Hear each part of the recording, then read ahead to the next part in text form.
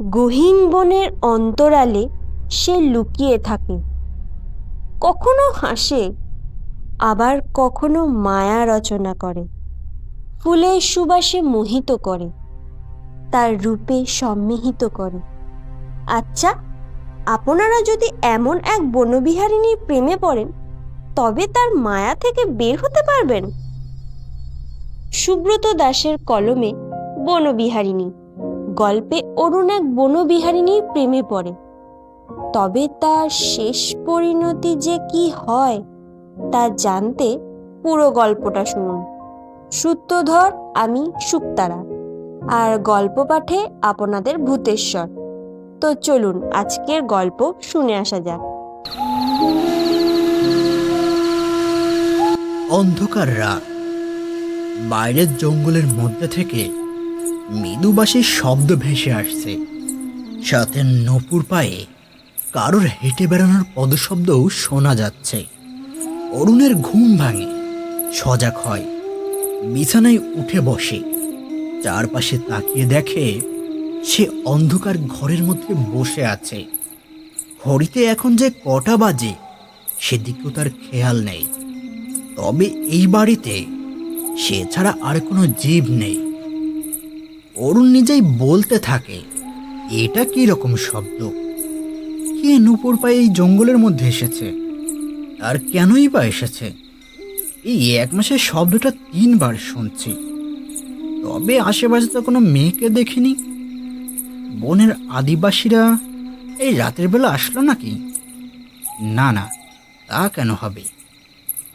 তারা তো 5 কিলোমিটারের মধ্যে কেউ থাকে না। থাকলেও এত রাতে এখানেই ফরেস্ট হাউসের কোয়ার্টারে আসা সম্ভব নয়। তাহলে বাইরে কার নুপুরের শব্দ এটা? কথাটা ভাবতে ভাবতেই অরুণ অন্ধকারের মধ্যে উঠে দাঁড়ায়। অন্ধের মতো হাত বাড়িয়ে অন্ধকারের দক্ষিণ দিক ঠিক করে। সেদিকেই এগিয়ে যায়, হাত দিয়ে জানালা খুঁজতে থাকে। কিছুক্ষণের মধ্যেই জানালা খুঁজে পায়, তবে জানালার পাল্লা বন্ধ করা। তবুও সে হাতের আন্দাজে জানালার পাল্লা দুটো খুলে দেয়। সাথে সাথেই গাছের ফাঁক দিয়ে একরাশ চাঁদের জোছনা জোনাকির মতো আলো জ্বেলে তার ঘরের ভেতরে প্রবেশ করে। বাইরে থেকে এখনো সেই বাঁশির মৃদু সুর ও নুপুরের রুমঝুম ধ্বনি ভেসে আসছে। অরুণ জানালা দিয়ে সেটার উৎস দেখার চেষ্টা করছে। সামনে বড় বড় সুন্দরী, গেওয়া, গড়ান, গোলপাতা সহ নারকেল, সুপারি, আম গাছ অজস্র। গাছের পাতার কারণে এক ফোঁটা চাঁদের আলো জঙ্গলে পড়ছে না। গাছের ফাঁক দিয়ে মৃদুমন্দ আলো পড়ছে জঙ্গলের মধ্যে, আর তাতে একটা মায়াময় পরিবেশের সৃষ্টি হয়েছে চারপাশে। এই রাতের আলো আধারী অন্ধকারে জঙ্গলটা বড্ড রহস্যময়, গম্ভীর লাগছে। মনে হচ্ছে 1000 বছর তারা কার জন্য অপেক্ষা করছে। কেউ এসে তাদের ছুঁয়ে দেবে, আর তখনই তাদের অপেক্ষার অবসান ঘটবে। কথাটা ভাবতেই নপুরের শব্দটা যেন একদম জানালার গোড়ায় বেজে উঠল। অরুণের সারা শরীর কেঁপে উঠল, সাথে সাথে হৃদস্পন্দনও বেড়ে গেল। মনের মধ্যে প্রশ্নের উদয় হলো, বাইরে কে? এত রাতে সে জঙ্গলের মধ্যে কি করছে? কথাটা ভেবেই অরুণ উৎসুক হয়ে জানালা দিয়ে বাইরের দিকে তাকায়।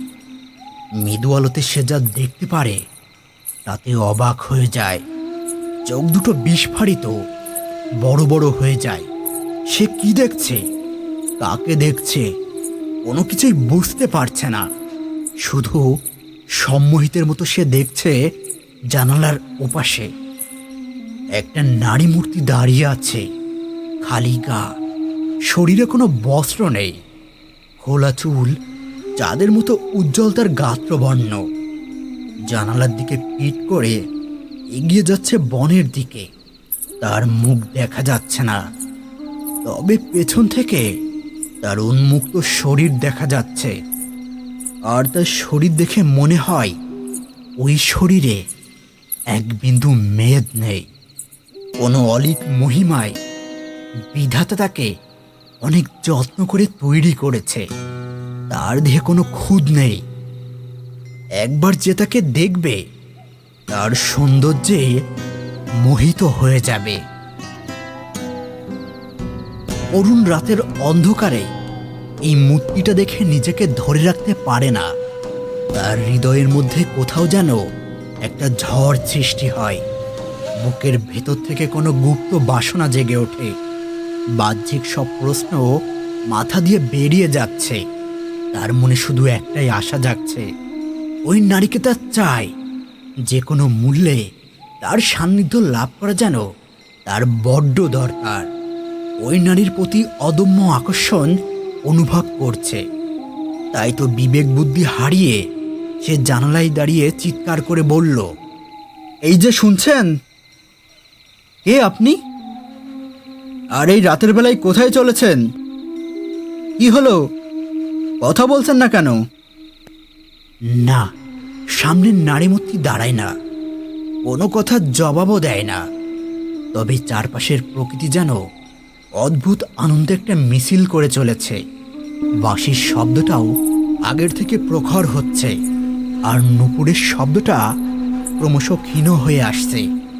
আর দেখতে দেখতে তখনই চোখের সামনে থেকে ওই সুন্দরী নারী মূর্তি অন্ধকারে বিলীন হয়ে যায়। তার নুপুরের শব্দটাও হারিয়ে যায়। তবে অরুণ তার হারিয়ে যাওয়া কোনোভাবেই মেনে নিতে পারে না। তাকে চাই তো চাই। তাই তখনই অন্ধকারের মধ্যেই সে দরজা দিয়ে ছুটে বাইরে আসে। ওই নারী মূর্তিকে যেখানে দেখেছিল সেখানেই দৌড়ে হাজির হয়। কিন্তু সেখানে আর কেউ নেই, আর না আছে সেই বাঁশির সুর। সব কিছুই যেন এই বিশ্ব চরাচর থেকে উবে গিয়েছে। শুধুমাত্র বনের ঝিঝি পোকার ডাক তার কানে ভেসে আসছে। অরুণ বুক ভরে শ্বাস নিতেই একটা মিষ্টি ফুলের গন্ধ পায়। মনে হয় একসাথে কয়েক লক্ষ বনফুল থাকলে যেমন গন্ধটা হয়, এই গন্ধটাও তেমনই। তবে সে গেল কোথায়? এত অল্প সময়ের মধ্যে তো বেশি দূরে যেতে পারবে না। তাহলে কই তিনি? তাকে কিভাবে আবার দেখতে পাবো? কথাটা ভাবতেই অরুণ চিৎকার করে বলে উঠল, কোথায় আপনি? এক মুহূর্তে কোথায় চলে গেলেন? আরেকটিবার সামনে আসুন। আর কেউ সামনে আসে না। অরুণের চোখ ছলছল করে ওঠে। ব্যর্থ প্রেমিকের মতো বিবশে দাঁড়িয়ে থাকে। মনে হয় কেউ যেন তার শরীর থেকে হৃৎপিণ্ড ছিঁড়ে নিয়েছে, আর সে বিকল হয়ে দাঁড়িয়ে আছে। কোনো কিছু ভাবতে পারছে না, শুধু জঙ্গলের দিকে অপলক নয়নে তাকিয়ে আছে, যেন তার প্রিয় সখী তাকে দেখা না দিয়েই চলে গেল। যতক্ষণ অদ্ভুত সুন্দর গন্ধটা ছিল ততক্ষণ অরুণ সেখানেই দাঁড়িয়েছিল, তাও ঘণ্টাখানেক হবে। তবে আর কেউ নুপুর পায়ে বাঁশির সুর তুলে আর কেউ আসেনি। শেষে ব্যর্থ প্রেমিকের মতো নিজের ঘরে ফিরে আসে অরুণ। ঘরের বাতি জ্বালিয়ে ঘড়িতে সময় দেখে নেয়, রাত 3টে বাজে। ভোর হতে এখনো অনেকটা রাত বাকি। তাই শুতে শুতে সে নিজেই বলে উঠল, আজ 3 দিন হলো তোমাকে দেখছি। তোমার এই অপরূপা শরীরের অর্ধাংশ দেখছি। তোমার মুখশ্রী, চোখ, হাসি, বক্ষ কোনো কিছুই দেখতে পারিনি, আর জানিও না কবে তোমাকে দেখে নিজেকে ধন্য করব। কথাগুলো ভাবতে ভাবতেই অরুণের চোখে ঘুম জড়িয়ে আসে, আর তখনই সে ঘুমিয়ে পড়ে। অভাবের সংসারে কোনো রকমের দিন কেটে যেত অরুণদের। তার বাড়ি পশ্চিমবঙ্গের ছোট্ট একটা গ্রাম তিলকচন্দ্রপুরে। অরুণের বয়স 27 বছর। শক্ত সামর্থ্য, বলশালী দেহ, দেখতেও মন্দ নয়, চোখে পড়ার মতো। তবে তার বাবা অন্যের জমিতে কৃষিকাজ করত। নিজের বলতে বাড়ির জমি ছাড়া আর কিছুই নেই। তার বাবা অনেক কষ্টে ছোট থেকে অরুণের পড়াশোনা করিয়েছে। পরিবারে সে একাই, তাই তার বাবা স্বপ্ন দেখত তাদের ছেলে একটা ভালো চাকরি করবে। অবশেষে সেই স্বপ্ন পূরণ করতে পেরেছে। গত বছরই ফরেস্ট ডিপার্টমেন্টের চাকরি পরীক্ষা দেয় অরুণ। আর পরীক্ষা ভালো হওয়ায় কপালক্রমে চাকরিটাও হয়ে যায়। তাই 3 মাসের ট্রেনিং শেষে জয়েনিং লেটার হাতে পেতেই তাকে ছুটে আসতে হয়েছে। তার ডিউটি পড়েছে পশ্চিমবঙ্গ রাজ্যের দক্ষিণ 24 পরগনা জেলার সুন্দরবনের সজনেখালিক নামক স্থানে অবস্থিত একটি বন্যপ্রাণ অভয়ারণ্যে। অরুণের এমনিও ছোটবেলা থেকে প্রকৃতির কাছে থাকতে ভালো লাগত। তাই তো সবসময় চাইতো এমনই মনের মতো একটা কাজ পেতে। অবশেষে ঈশ্বর তার কথা শুনেছে। তার ফরেস্ট ডিপার্টমেন্টের কাজ হয়েছে। থাকা খাওয়া এখানেই। ফরেস্ট ডিপার্টমেন্টের সরকারি কোয়ার্টার হাউসে সে একটা রুম পেয়েছে। আর তার দেখাশোনা করার জন্য পাশের গ্রাম থেকে একটা বৃদ্ধ আসে। তার নাম মতিলাল পাহাড়ি। অনেক আগে থেকেই সে এখানে কাজ করছে। এখানকার স্থানীয় আদিবাসীদের একজন। তবে তার রান্নার হাত বেশ ভালো। বয়স 50-এর কাছাকাছি, কালো, ছোট্টখাট্ট লোকটা একদম সহজ সরল, মনে কোনো প্যাস নেই। অরুণের এই 1 মাস কর্মজীবনে তাকে একদম আপন করে নিয়েছে। অরুণও তাকে যথেষ্ট সম্মান করে, কদর করে। তবে এই বনের পশু পাখির সংখ্যা কম নয়। এখানে তো চিত্রা হরিণ, মেছো বিড়াল, লাল বান্দর, বাংলা বাঘ, দেশি বন শূকর, ভোদর, গুইসাপ, নোনা জলের কুমির, জলপাইরাঙা সাগর কাছিম, কেটো কচ্ছপ এবং নানা প্রজাতির পাখি দেখা যায়। তবে অরুণের দায়িত্ব বনের দক্ষিণ দিকে। সে এদিকটায় দেখাশোনা করে। মাঝে মাঝে বনের মধ্যে গিয়েও দেখে আসে আশেপাশের কি অবস্থা। তার রিপোর্ট তৈরি করে উপর মহলে পাঠিয়ে দেয়। আর যখন পশু গণনার জন্য মাসে একবার লোক আসে, তখন তার খাওয়া ঘুম উবে যায়। আর এইভাবেই তার এখানে মাসখানেক কেটে যায়। তবে গত কদিন ধরে সে রাতের বেলা যাকে দেখছে, সে কে? তাকে তো আগে কখনো দেখেনি। হঠাৎ করেই এই কয়দিন তার সম্মুখে আসছে, কিন্তু তাকে সামনে থেকে দেখতে গিয়ে আর দেখতে পারছে না। আর এমনটা যে কেন হচ্ছে সেটাই সে বুঝতে পারছে না। ওই অচেনা নারীকে দেখার আগ্রহ তার ক্রমশই বৃদ্ধি পাচ্ছে।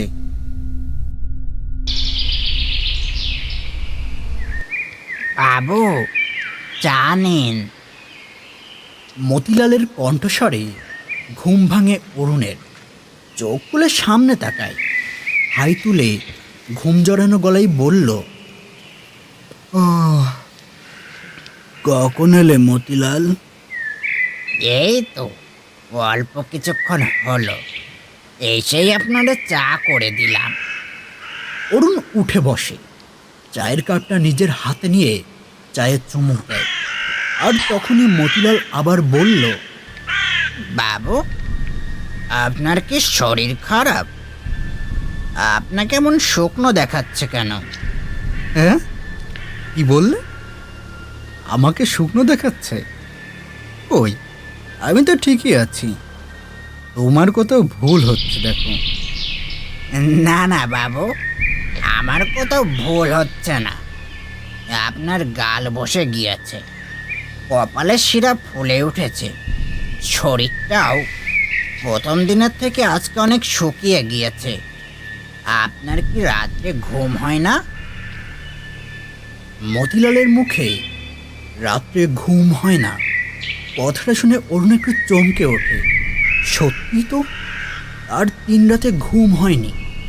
একটা বাঁশির শব্দের মতো অদ্ভুত শব্দ তার কানে আসতে চোখের ঘুম হারিয়ে যায়। তখন সে কোনো এক আকর্ষণে ঘরের বাইরে বেরিয়ে যায়, কাউকে খোঁজে।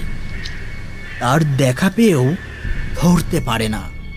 কথাটা মনে পড়তেই তার মেরুদণ্ড দিয়ে ঠান্ডা স্রোত বয়ে যায়। এই ব্যাপারে মতিলালকে কিছু বলবে কি না তাই ভাবছে। আর তখনই মতিলাল বলে উঠল, কি হলো বাবু, কি ভাবছেন?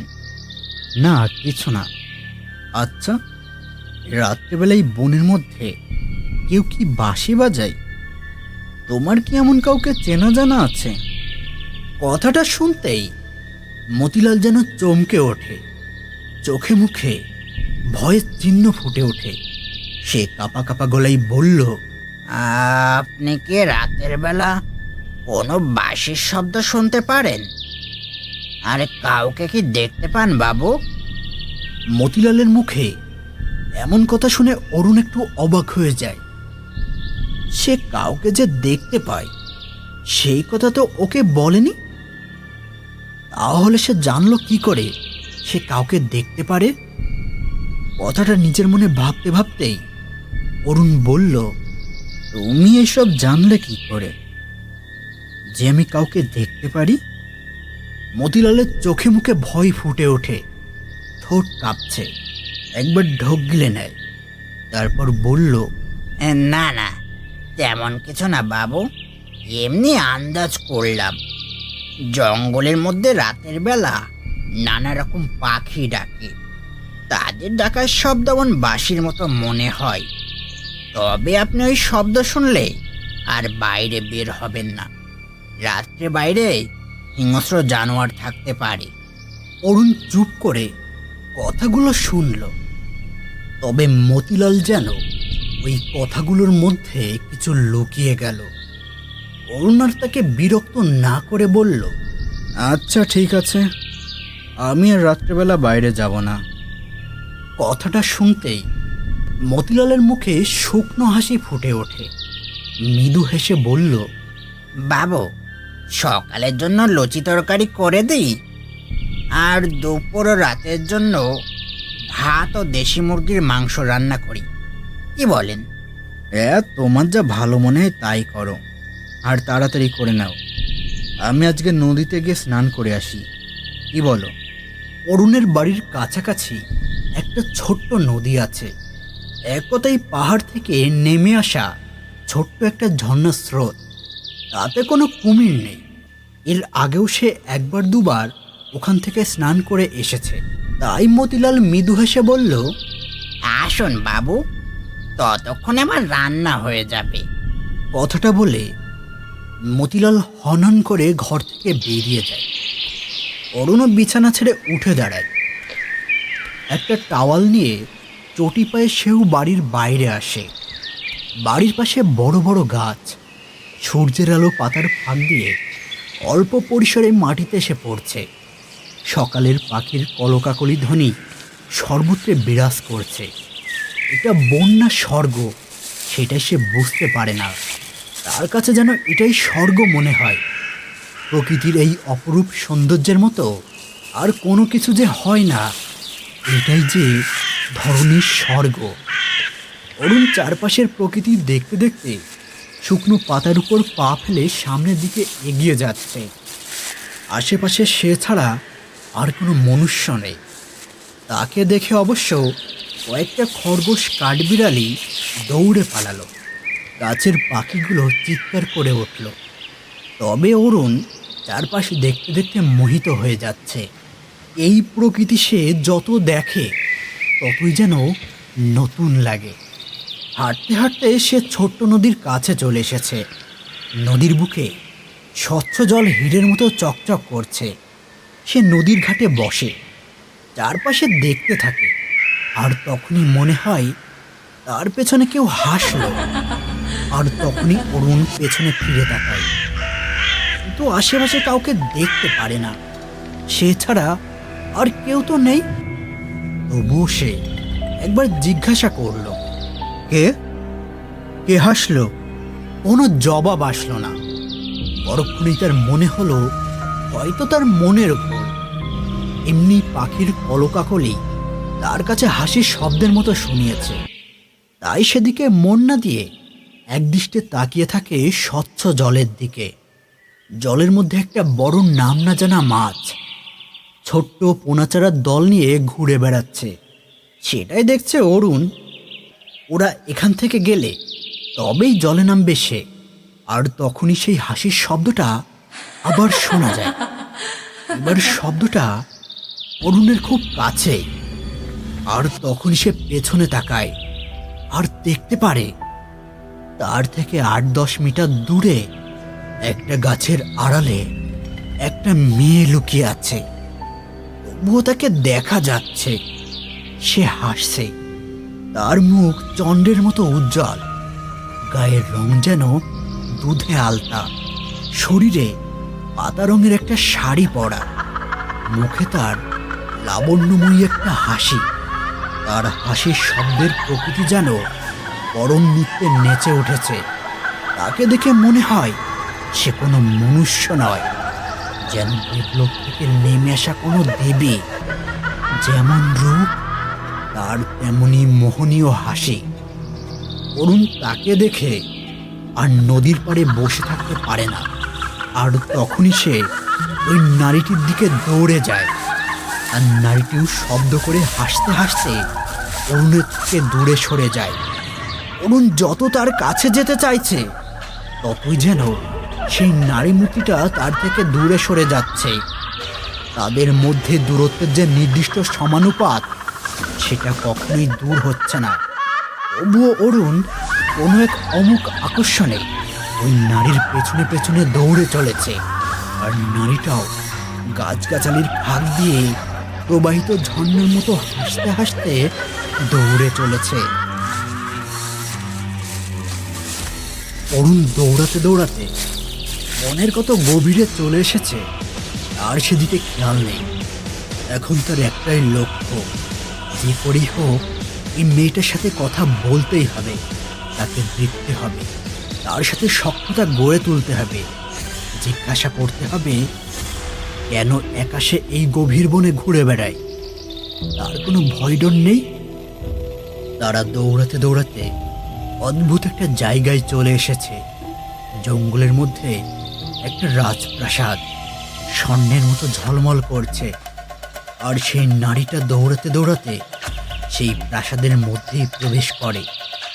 অরুণ সেখানেই দাঁড়িয়ে পড়ে, বিস্ফারিত চোখে রাজপ্রাসাদের দিকে তাকিয়ে থাকে। বড় একটা প্রাসাদ, তার বড় বড় দেওয়াল, আর দেওয়াল বেয়ে লতানো গাছপালাগুলো উপরে উঠে গিয়েছে। বড় বড় পাথরের মূর্তি, হাম, বাঘসিংহের একাধিক মূর্তি দাঁড়িয়ে আছে। কিন্তু এই বনের মধ্যে রাজপ্রাসাদ কোথা থেকে আসলো? এর আগে তো এখানে কিছু ছিল না। আর ওই মেয়েটাই বা গেল কোথায়? কথাটা ভাবতেই অরুণ দাঁড়িয়ে থাকতে পারে না। তখনই প্রাসাদের দিকে একটা একটা করে এগিয়ে যায়। প্রাসাদের সামনে দাঁড়িয়ে একবার ডাক দেয়, কোথায় গেলেন আপনি? আর এটা কার প্রাসাদ? কি হলো? কথার জবাব দিচ্ছেন না কেন? ভেতর থেকে কোনো জবাব আসে না, শুধু হাসির শব্দ শোনা যায়, যেন সে ওই প্রাসাদের বড় কোনো থামের আড়ালে দাঁড়িয়ে তাকে দেখছে আর রহস্যময়ভাবে হাসছে। অরুণ দাঁড়িয়ে থাকতে পারে না। তখনই ওই হাসির শব্দটা অনুসরণ করে সামনে পা বাড়ায়। আর তখনই পেছন থেকে একটা কণ্ঠস্বর ভেসে আসে, বাবু দাঁড়ান, কোথায় যাচ্ছেন আপনি?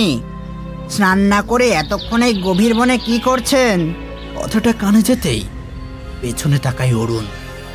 দেখতে পারে মতিলাল তার পেছনে দুশ্চিন্তাগ্রস্ত হয়ে দাঁড়িয়ে আছে। তার চোখে মুখে চিন্তার ছাপ, রীতিমতো গা দিয়ে ঘাম ঝরছে। অরুণ বলল, এখানে রাজপ্রাসাদ দেখতে এসেছি, ভেতরে যেন কেউ আছে। একটু আগে একজন মেয়েকে দেখলাম, সে হাসতে হাসতে এই প্রাসাদের মধ্যে ঢুকলো, আর খুঁজে পেলাম না। কোথায় রাজপ্রাসাদ বাবু? মতিলালের কথা শুনে অরুণ অবাক হয়ে যায়। আর তখনই পেছনে তাকায়, না, সেখানে কোনো রাজপ্রাসাদ নেই। তার পরিবর্তে সেখানে দাঁড়িয়ে আছে বড় বড় গাছ। অরুণ এটা দেখে অবাক হয়ে যায়। বিস্ময়ে হতবাক হয়ে সে বলল, এখানেই তো ছিল রাজপ্রাসাদ। আর সেই মেয়েটাও কোথায় গেল? সবকিছু এক নিমিষে কিভাবে সবকিছু অদৃশ্য হয়ে যেতে পারে? মতিলাল, এসব কি হচ্ছে? মতিলালের চোখে মুখে চিন্তার ছাপ ফুটে ওঠে। তখন সে বলল, বাবু আপনি কি বলছেন? আর কোথায় মেয়ে মানুষ?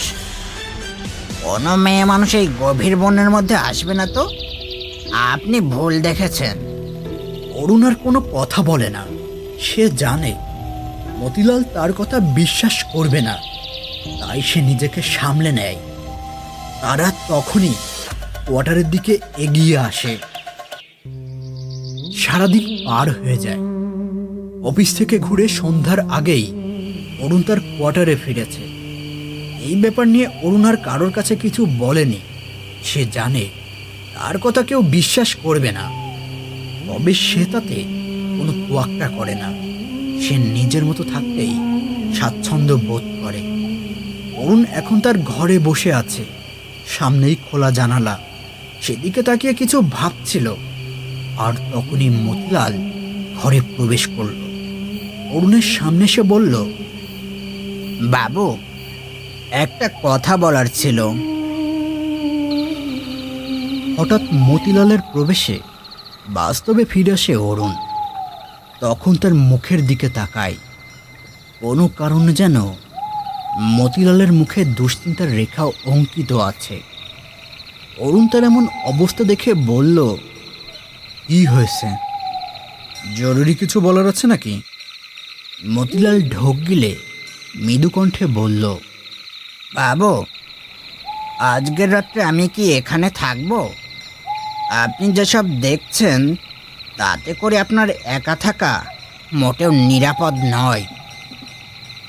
কথাটা শুনে অরুণ অবাক হলেও সে চায় না আর কেউ তার সাথে থাকুক। যদি কেউ থাকলে সেই নারী রাতের বেলা না আসে, তবে সে কি করবে? রাতের বেলা সে তো তার অপেক্ষায় বসে থাকে, তাকে দেখার জন্য উৎসুক হয়ে থাকে। যদি মতিলালের জন্য তার এই অপেক্ষা বিফলে যায়, তবে সে মেনে নিতে পারবে না। তাই অরুণ মুখটা ভার করে বলল, না মতিলাল, তোমাকে এখানে থাকতে হবে না। তুমি তোমার বাড়িতে যাও। বাড়িতে তোমার বউ ছেলেমেয়েরা আছে, তাদের দেখাশোনা করবে কে? শুধু আমাকে দেখলেই কি হবে? মতিলালের মুখটা শুকিয়ে যায়। কোনো অজানা ভয় তার চোখে মুখে ফুটে ওঠে, ঠোঁট শুকিয়ে যায়। সে কোনো ক্রমে বলল, আমি থাকি বাবু, আমার এখানে থাকা খুব প্রয়োজন। প্রয়োজন?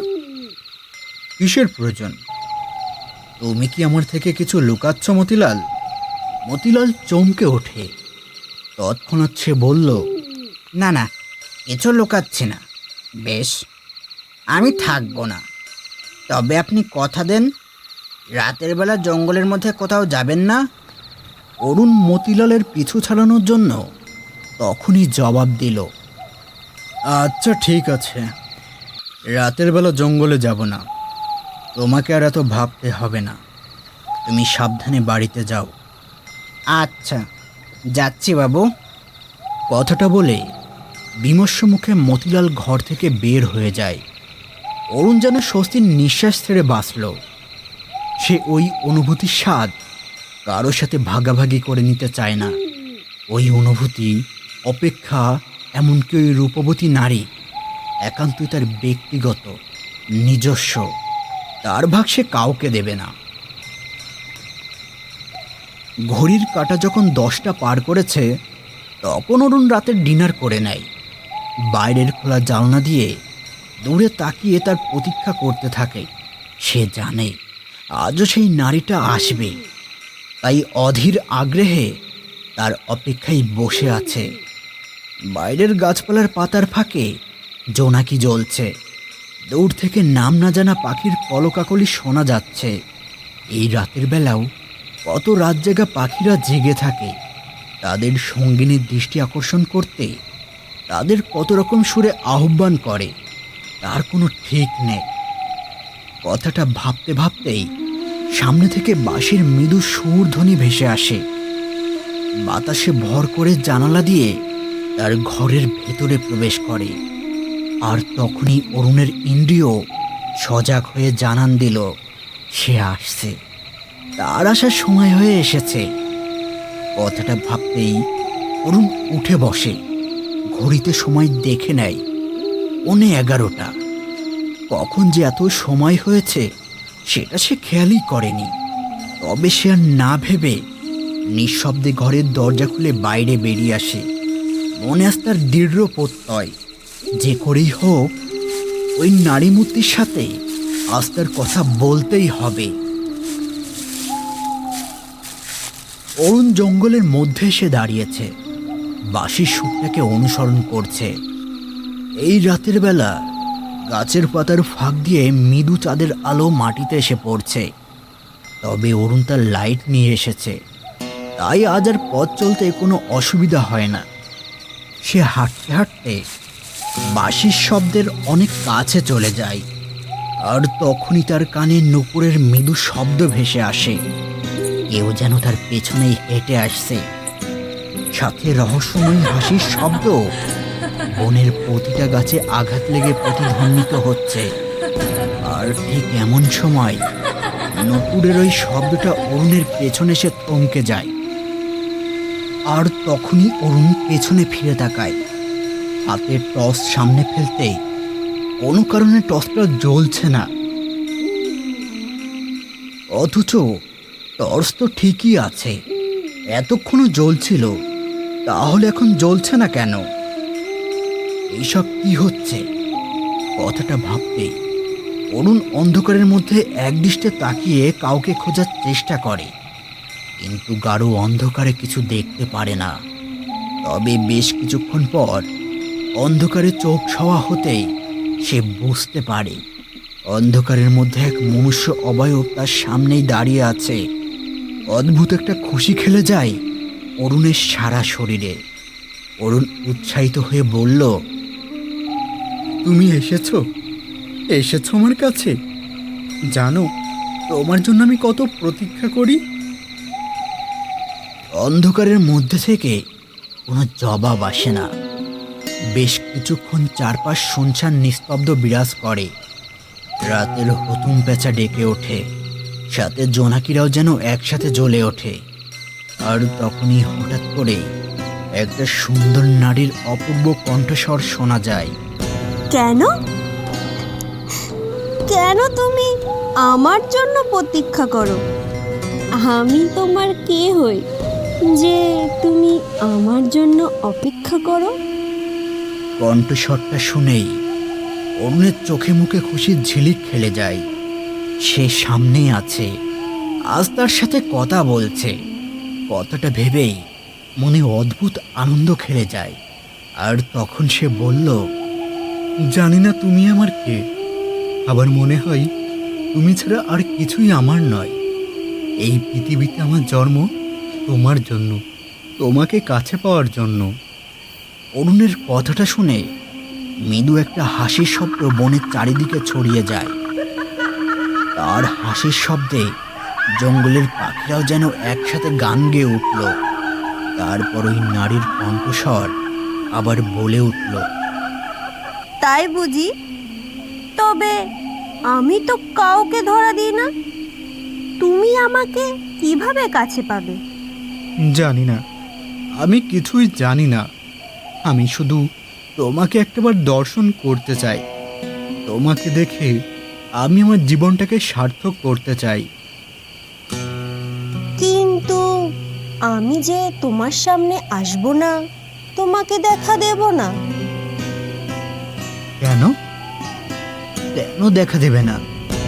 তুমি জানো তোমাকে দেখার আশায় আমি প্রতি রাত জেগে থাকি, তোমার অপেক্ষা করি তুমি আসো, কিন্তু আমার সাথে কথা না বলেই চলে যাও। কেন করো এমন? অন্ধকারের সামনের নারীটা হেসে ওঠে, হাসতে হাসতে বলল, কি কথা বলবো তোমার সাথে? আর তুমি আমার রূপ দেখতে চাও কেন? আমার রূপ দেখে তুমি সহ্য করতে পারবে না। কথাটা শুনতেই অরুণের সারা শরীর ঠান্ডা স্পর্শের মতো কেঁপে ওঠে। ক্রমশ মাথার মধ্যে জট পাকিয়ে যেতে থাকে। সে নিজেকে কোনো ক্রমে সামলে নেয়, তারপর বলল, পারবো, আমি সব পারবো। তোমাকে আমার করে পেতে আমি সব কিছু করতে পারবো। কথাটা শুনতেই সামনের নারী মূর্তি হেসে ওঠে। কোনোক্রমে নিজের হাসি থামিয়ে বলল, আচ্ছা, সব করতে পারবে? আমাকে পেতে হলে যে মরতে হয় সেটাও কি পারবে? অরুণ কথাটা শুনে স্তম্ভিত হয়ে যায়। তার মস্তিষ্ক যেন সকল কার্যক্ষমতা হারিয়ে ফেলেছে। সে এখন কি বলবে? এই নারী তাকে তো মরতে বলছে, তো বলো, সে তো তাকে পাওয়ার জন্য সব কিছু করতে পারবে। তাই সামান্য মৃত্যুতে কেন পিছিয়ে আসবে? না না, সে একটু পিছাবে না। অরুণ তখনই গম্ভীর স্বরে বলল, পারবো, আমি সব পারবো। আর তখনই সামনের নারী মূর্তি বলে উঠল, বেশ বেশ, তাহলে এই রাজপ্রাসাদের উপর থেকে নিচে ঝাঁপ দাও, তবেই তুমি আমাকে কাছে পাবে। কোথায় রাজপ্রাসাদ? কথাটা শেষ করতে পারে না অরুণ। আর তখনই সে চারপাশে তাকিয়ে অবাক হয়ে যায়। সে সত্যিই এখন একটা রাজপ্রাসাদের ছাদের উপর দাঁড়িয়ে আছে। নিচে গভীর অন্ধকার। তবে বেশ কিছুক্ষণ আগেও তো এখানে গাছপালা ছিল, সেগুলো গেল কোথায়? অরুণ কিছু বলতে যাবে, তার আগে নারী মূর্তিটা মৃদু অন্ধকারের মধ্যে থেকে সামনে এগিয়ে আসে। আর তখনই অরুণ তাকে দেখতে পারে। আর তাকে দেখে তার চোখ বড় বড় হয়ে যায়। কি দেখছে কিছুই বুঝতে পারছে না। এটা মানুষ না স্বর্গের কোনো দেবী? সে হা করে দেখছে। নারীটার মায়াবী বড় বড় কাজল কালো চোখ, ঠোঁট দুটো কমলা লেবুর মতো রসালো, মুখের হাসি যেন ঝর্ণার মতো মলিন, দাঁতগুলো চাঁদের মতো স্বচ্ছ। তার শরীরে সবুজ রঙের শাড়ি জড়ানো, শরীরে কোনো মেদ নেই, উন্নত বক্ষ, শরীরে যৌবন উতলে উঠছে। তার এমন রূপ দেখে যে কোনো মানুষ বিমোহিত হয়ে যাবে। নারীটাকে দেখে অরুণের মুখ দিয়ে অদ্ভুত একটা কথা বের হয়,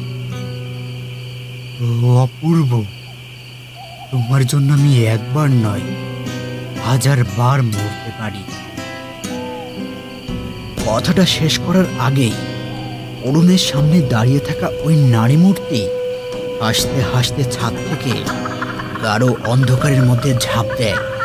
আরো অদ্ভুত একটা হাসির শব্দ চারপাশে ছড়িয়ে যেতে থাকে। আর হাসিটা ক্রমশ দূরে সরে যাচ্ছে। আর এটা দেখেই অরুণের সারা শরীর কেঁপে ওঠে। কেন সে ঝাঁপ দিল বুঝতে পারে না। তবে তার মনে হয় যে করেই হোক ওই নারীকে তার বাঁচাতেই হবে। আর তখনই সেও অন্ধকারে ঝাঁপ দিতে যায়। আর তখনই কেউ যেন অরুণকে জাপটে ধরে মাটিতে ফেলে দেয়। তারপর সে চিৎকার করে বলে উঠল, বাবু, আপনি কি করতে যাচ্ছেন? না না, এ করবেন না। আর এত রাতের বেলা আপনি এখানে কি করছেন? কণ্ঠস্বরটা অরুণের কানে যেতেই অন্ধকারের মধ্যেও তাকে চিনতে পারে। এটা মতিলাল। আর তখনই সে বলল, মতিলাল, তুমি এখানে? আর আমি তো... কথাটা শেষ করতে পারে না অরুণ। তখনই তার হাতের টর্চটা আকস্মিকভাবে জ্বলে ওঠে। আর সে দেখতে পারে এটা কোনো রাজবাড়ি নয়, সে একটা গভীর খাদের সামনে দাঁড়িয়ে আছে। আর নিচে একটা খরস্রোতা নদী। এটা দেখে ভয়ে তার বুক কেঁপে ওঠে। ভয়ে ঠোঁট শুকিয়ে যায়। মুখ দিয়ে কোনো কথা বের করতে পারছে না। তবুও কোনো ক্রমে নিজেকে সামলে নিয়ে বলল, জানি না, আমি জানি না এখানে কিভাবে এসেছি। এইসব কি হচ্ছে আমার সাথে? মতিলাল তখনই বলে উঠল, বাবু শান্ত হন, শান্ত হন বাবু। কিচ্ছু হয়নি, কিচ্ছু হয়নি, সব কিছু ঠিক হয়ে যাবে। তারা 5 মিনিট চুপ করে বসে থাকে। কেউ কোনো কথা বলে না। এর মধ্যে অরুণও নিজেকে কিছুটা সামলে নিয়েছে। তবুও তখন সে মৃদুবাসী সুর শুনতে পারছে, আর বনের মধ্যে থেকে ওই নারীর অদ্ভুত হাসির শব্দ ভেসে আসছে। মনে হচ্ছে সে অরুণকে নিয়ে ঠাট্টা করছে। অরুণ মতিলালের দিকে তাকায়। তার চোখে মুখে ভয় সুস্পষ্ট। তবে সে কি হাসির শব্দ শুনতে পারছে? কথাটা ভাবতেই অরুণ জিজ্ঞাসা করল, তুমি কি কোনো শব্দ শুনতে পারছো মতিলাল? মতিলাল আশেপাশে তাকালো, কিন্তু কোনো শব্দ শুনতে পেল না। তবে সে বলল, না তো, ঝিঝি পোকার শব্দ ছাড়া আর কিছুই তো শুনতে পারছি না বাবু। বেশ, তা তুমি জানলে কি করে আমি এই বনের মধ্যে এসেছি? মতিলাল চুপ করে থাকে। কিছুক্ষণ পর বলল, আমাকে ক্ষমা করবেন বাবু, আমি বাড়ি যাওয়ার পর আপনার জন্য চিন্তা হচ্ছিল ওই মায়াবিনী আবার আপনাকে পথ ভুলিয়ে নিয়ে না যায়।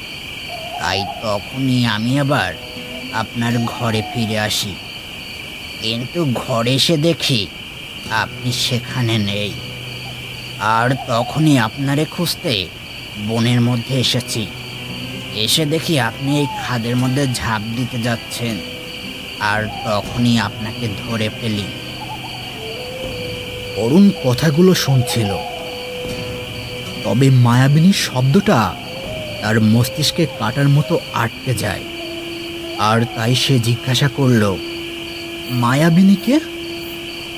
আর কাকে তুমি মায়াবিনী বলছো মতিলাল?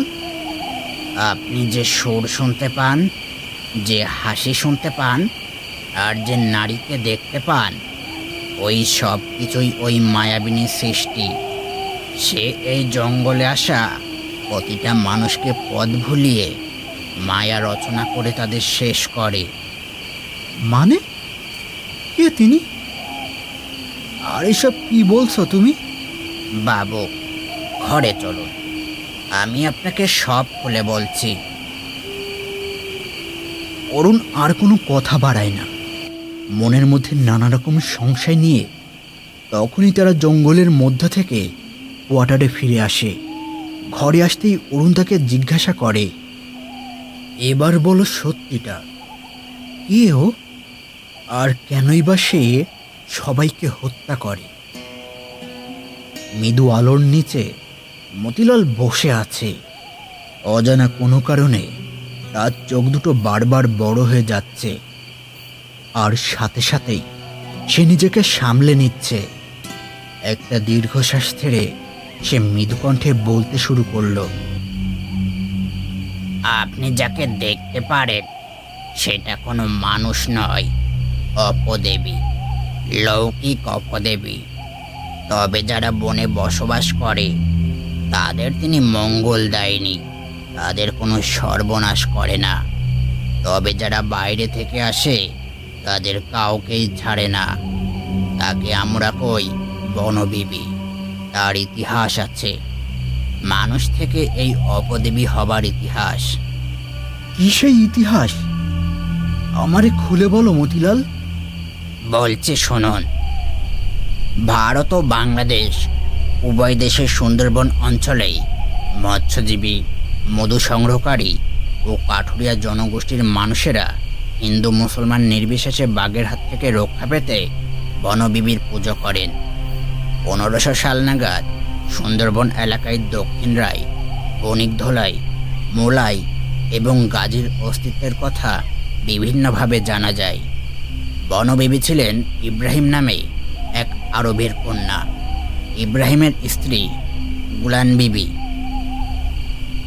গুলান বিবি সতীনের প্রচনায় সুন্দরবনে পরিত্যক্ত হলে সেখানেই বনবিবির জন্ম হয়। কথিত আছে গুলান বিবি মদিনা এবং ইব্রাহিম মক্কা হতে আগত ছিলেন।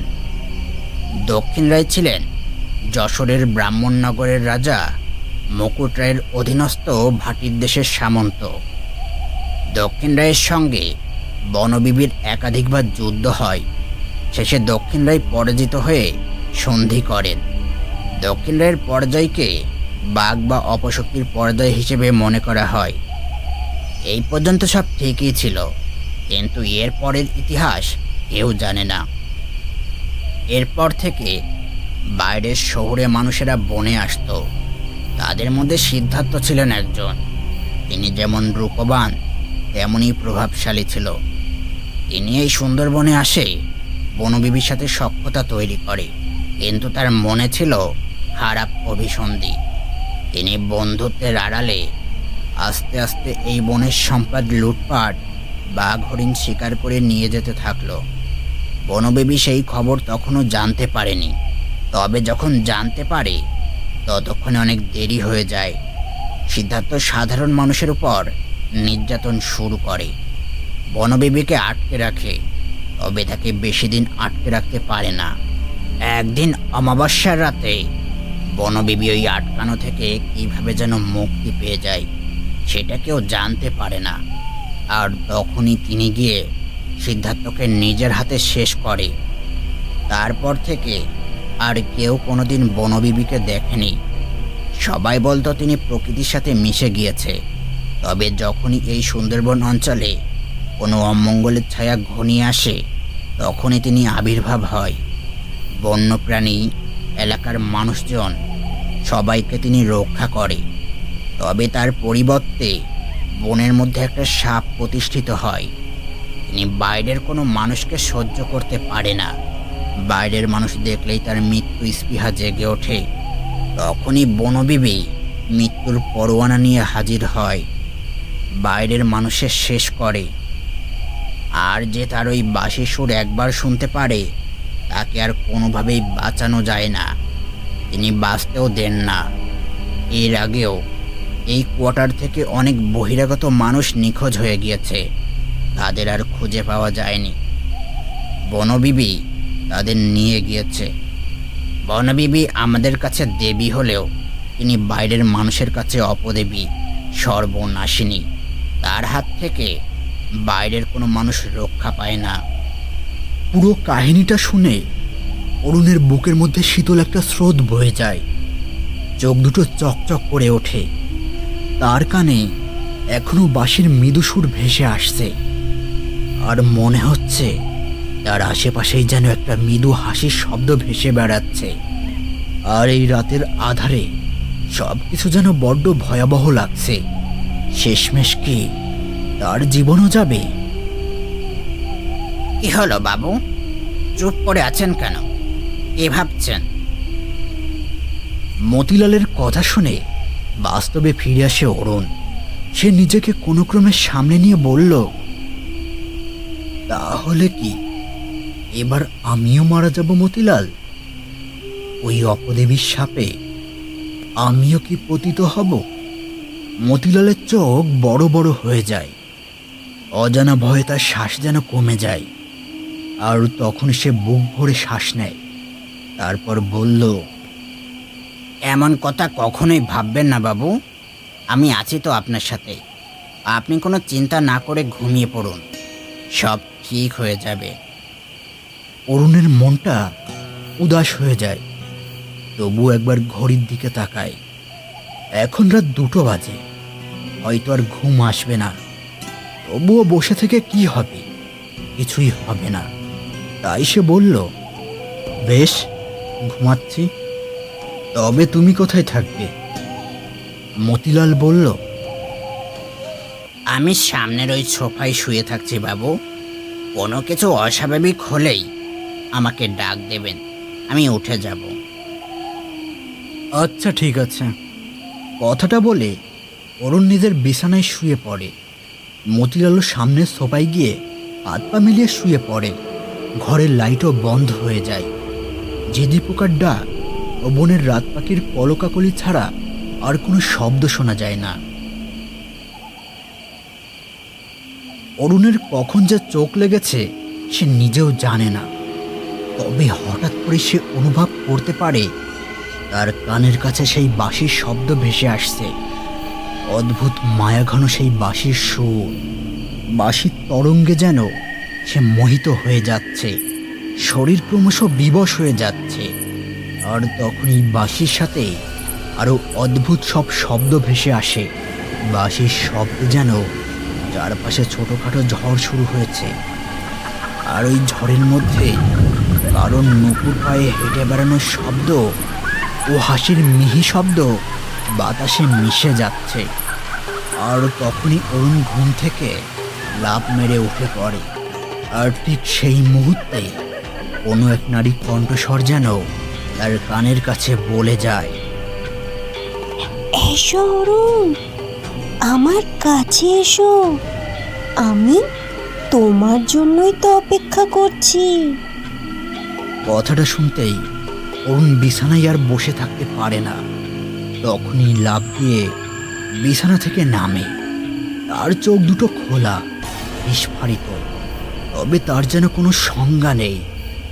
একটা বাঁশির সুর তাকে সম্মোহিত করে ফেলেছে। আর তখনই সে কোনো শব্দ না করে মতিলালের সামনে দিয়ে হেঁটে ঘরের বাইরে বেরিয়ে আসে। মতিলাল গাঢ় ঘুমে আবদ্ধ। সে জানতেও পারল না অরুণ তার সামনে থেকে চলে গেল। অরুণ ঘন অন্ধকারের মধ্যে এমনভাবে হেঁটে চলেছে যেন সে সব কিছু দিনের আলোর মতো দেখতে পারছে। চারপাশের গাছগাছালি, পাখি, ঝিঝি পোকা, শিয়াল সব কিছু যেন সমস্বরে গান গেয়ে উঠছে। আর ততই অরুণ ছুটছে। সে ছুটছে হাসির পেছনে, একটা নারীর পেছনে। দৌড়াতে দৌড়াতে সমস্ত বাহ্যিক পৃথিবী ছেড়ে এমন এক জায়গায় পৌঁছে যায় আর সেখান থেকে কেউ ফিরতে পারে না। আর তখনই বনদেবীর কণ্ঠস্বর বনের গাছে গাছে, পাতায় পাতায় সর্বত্রে ফিরে ফিরে আসতে লাগলো। তিনি বলছেন, গভীর বনে বাঁশি বাজে, বাজে নুপুরের শব্দ। বনদেবী আসবে যখন, হাসবে তখন সর্বত্র। বহিরাগত যত আছিস, যতই করিস নির্যাতন, এই বনদেবীর হাতে হবে তোদের সবার অধঃপতন।